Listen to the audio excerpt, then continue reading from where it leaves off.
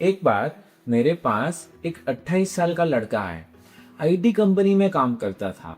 उसने पहला सेंटेंस ये बोला, डॉक्टर, मेरी गर्लफ्रेंड ने बोला है कि मैं स्ट्रेस का बहाना देके बालों की केयर नहीं करता। और फिर मैंने उसकी स्कैल्प को चेक किया। फ्रंट हेयर लाइन 2 सेंटीमीटर पीछे जा चुकी थी, क्राउन पर डेंसिटी आधी हो गई थी, और ये सब सिर्फ 7 महीने में। उस प्रोजेक्ट के बाद जिसमें 4 महीने तक रात को रोज वो 2 बजे सोता था। स्ट्रेस बहाना नहीं था, स्ट्रेस वो ट्रिगर था जिसने उसके ऑलरेडी जेनेटिकली वल्नरेबल फॉलिकल्स को धक्का दे दिया और एक चेन रिएक्शन शुरू कर। और आप में से बहुत लोग अभी उस स्टेज में हैं, स्ट्रेस चल रहा है, बाल जा रहे हैं, लेकिन आप सोच रहे हो शायद शैम्पू गलत है या पानी की प्रॉब्लम है या सीजनल है या नहीं है। आज मैं वो साइंस बताऊंगा जो उस लड़के को भी किसी ने पहले नहीं बताई थी। स्ट्रेस एग्जैक्टली कौन से बायोलॉजिकल पाथवे से बाल की जड़ तक पहुंचता है, कितना डैमेज करता है, और सबसे इम्पोर्टेंट, क्या ये रिवर्सिबल है या नहीं। नमस्ते, मैं हूं doctor Samket Shah, senior dermatologist and trichologist, Urmil skin clinic Vapi. हमने 10,000 से भी ज्यादा पेशेंट्स को हेयर फॉल के लिए ट्रीट किया है और स्ट्रेस रिलेटेड हेयर लॉस के केसेस पिछले कुछ सालों में क्लियरली बढ़ रहे हैं। आज हम इसे क्लियरली, साइंटिफिकली और प्रैक्टिकली समझेंगे। चलिए शुरू करते हैं। स्ट्रेस और हेयर का कनेक्शन रियल है या नहीं? सीधा जवाब, हाँ बिल्कुल रियल है। और अब इसके पीछे का एग्जैक्ट मैकेनिज्म भी साइंस ने दिखा दिया है। 2021 में नेचर जर्नल में हार्वर्ड की एक लैंडमार्क स्टडी आई, चोई और टीम की। उन्होंने दिखाया कि स्ट्रेस हार्मोन कोर्टिसोल सीधा फॉलिकल के नीचे बैठे डर्मल पैपिला सेल्स पर एक्ट करता है और एक मॉलिक्यूल GAS6 को दबा देता है। ये GAS6 ही हेयर फॉलिकल के स्टेम सेल्स को जागो का सिग्नल देता है। GAS6 गिरा तो स्टेम सेल्स होते रहते हैं और फॉलिकल रेस्टिंग फेज में ही अटक जाता है। एक इंपॉर्टेंट बात, स्ट्रेस एक नाम है, पर ये 3 बिल्कुल अलग बायोलॉजिकल तरीकों से बाल गिराता है और ट्रीटमेंट भी उसी मैकेनिज्म पर डिपेंड करती है। तो तीनों को एक एक करके समझते हैं। Mechanism 1, telogen effluvium. ये सबसे common stress related hair loss है और सबसे ज्यादा मिसअंडरस्टूड भी है।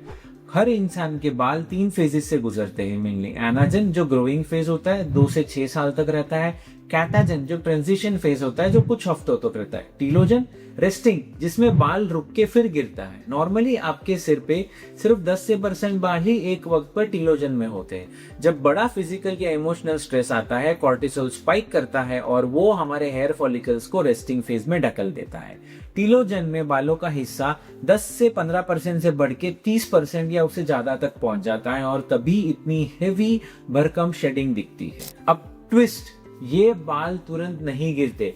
टीलोजन एफ्लुवियम होने के 2 से 3 महीने पहले ही ये स्ट्रेस अटैक हुआ होता है और उसके बाद ये शेडिंग शुरू होती है। इसलिए कंफ्यूजन होती है लोगों का। स्ट्रेस खत्म होने के बाद बाल गिरते हुए देखना और सोचते हैं कि स्ट्रेस से नहीं हो रहा है, बस डिलेड है। वही उस आईटी लड़के के साथ हुआ। प्रोजेक्ट 4 महीने का, शेडिंग 7 महीने बाद।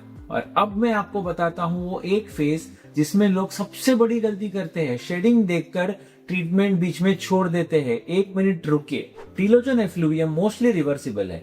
ट्रिगर हटा, न्यूट्रिशन ठीक हो, ट्रीटमेंट सही हो, रीग्रोथ 3 से 6 महीने में दिखने लगती है और डेंसिटी 6 से 12 महीने में वापस आती है।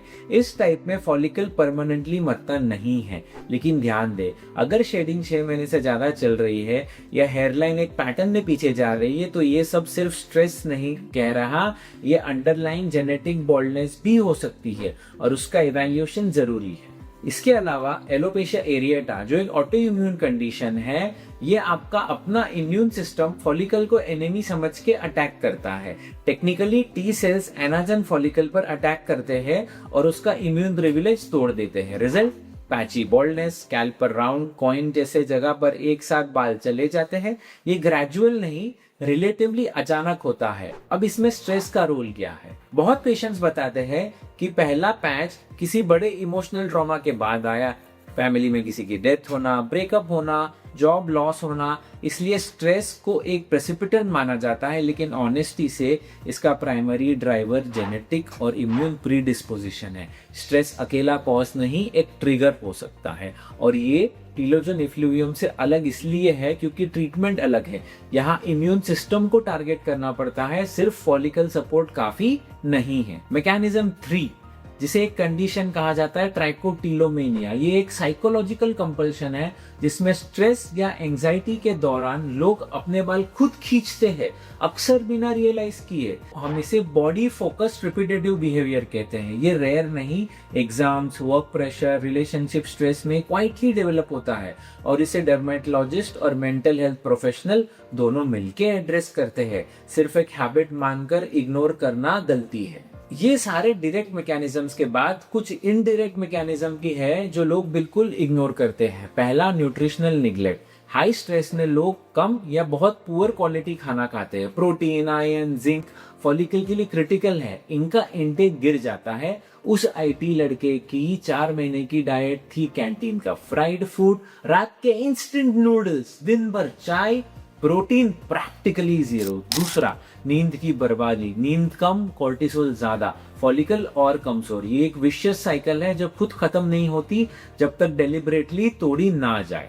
तीसरा, scalp inflammation. Chronic stress follicle के अराउंड न्यूरोजेनिक इन्फ्लेमेशन बनाता है। सब्सटेंस पी जैसे सिग्नल्स और मास्ट सेल्स एक्टिवेट होते हैं और फॉलिकल का एनवायरनमेंट कमजोर कर देते हैं। ये तीनों अगर एक साथ चल रहे हैं तो भाई बालों के पास गिरने के अलावा ऑप्शन ही नहीं बचता।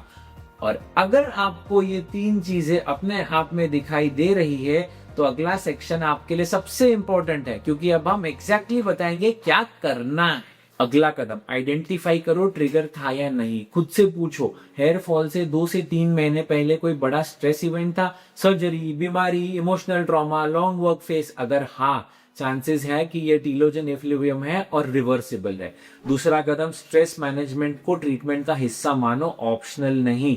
जब तक कॉर्टिसोल स्पाइक होती रहेगी कोई टॉपिकल लोशन या सप्लीमेंट फुल इफेक्ट नहीं देगी।